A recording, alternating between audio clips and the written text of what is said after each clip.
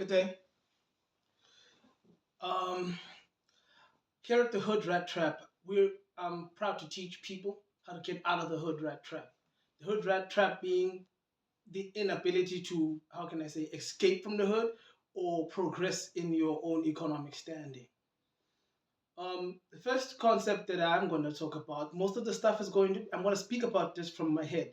So I'm not going to make too much reference or, you know, quote this and quote that. I'm just going to take my body of knowledge that I've acquired over time and then I'm going to speak of it from my head. So it's a conversation that you can hear me tell you about how I see the economy as a whole, global economy, local economy, all of that. So um, our human civilization's capitalistic economy. So the first concept is going to be globalization and what it is, what it means, how it's benefited us, what are the drawdowns from my perspective. Globalization, I can say, is when the globe connects. By that I mean different countries on the planet of Earth come together and trade with one another on a country stage across continents.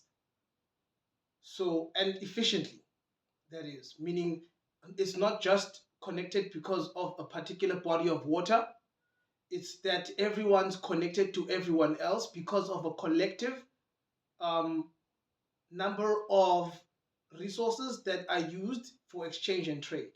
Our system, our globalization was really primarily like currently driven primarily by shipping. We ship a lot of stuff.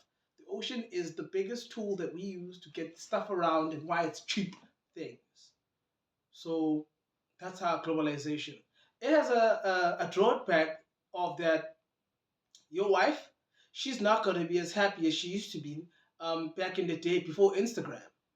Why? Because she sees other girls on Instagram, and somehow on Instagram, this girl, she has access to a man who drives a Lamborghini in his late 20s, like I am. So if you're trying to marry her and she's seen that and she wants that for herself, she's not gonna be satisfied with what you can provide, even though what you can provide is substantial. You know what I mean? And that will lead to everybody being sad. At the end of the day, the guy with the Lamborghini doesn't want her, or if he does want her, he only wants her for a time. So she's eventually going to miss out on the cycle of getting married young and stuff, and might not even have children. So that's bad for our population because globalization is dependent on a large population in order to thrive. So that's bad. You, on the other hand, as a man, have problems too because now she has the standard that she has. You gotta now go and buy other things that are material that have absolutely no real benefit in your life. Meaning, if it wasn't because women exist, like if it wasn't for her or them, I wouldn't want it or need it. So a clock on the wall can tell time. A Swiss watch, on the other hand, can tell time as well. It's just much more expensive as a wall watch. So that's the difference between those things. But at the same time, it has benefits, meaning that you can now buy and sell things at largely different prices, even though they have the same core function. So that allows more opportunity within globalization for people who partake in the system in order for them to make a profit. Because we use capitalism and not communism. Not saying that communism isn't there, it's just I didn't grow up in a communistic system. The system that I partook in or am partaking in is capitalistic, meaning I'm trying to make an income, trying to get a job. So, globalization in a nutshell is when you and me come together, but you and me are not in the same country. Is when I send this message and you watch it on YouTube and you get to enjoy this knowledge transfer across that large span of space.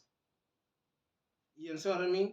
And we all partake in this one large earth community. And we are all affected by things that are similar, such as changing weather patterns, rise in ocean currents, and global warming in general. And that's the nutshell of it. Next episode, I'm going to be talking about a continuation of that, but not from a globalization standpoint. My point is to get a basic understanding across to you of how I see the economy as a whole, and how I see that in the economy there is opportunity for you and me both to make money. But the question is, are we satisfied with how much we're making, even though it is a lot more than our predecessors made?